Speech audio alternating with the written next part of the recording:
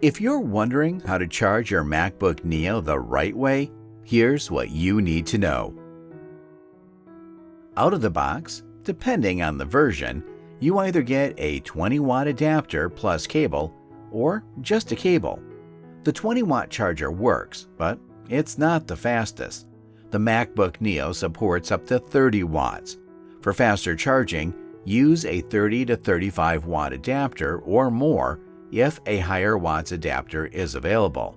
But here's the catch. It usually pulls around 22 watts to stay cool while charging. The rest is your call if you don't want to face any overheating issue while charging.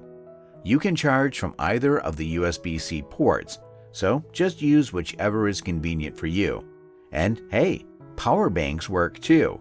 And if you're on the move, you can plug into a portable power bank using a standard USB-C or even a USB-A to C cable. Then plug it into the Neo. There's no need to charge it for hours before first use. You can start using it right away, and then charging to 100% is completely fine. That's it. Thanks.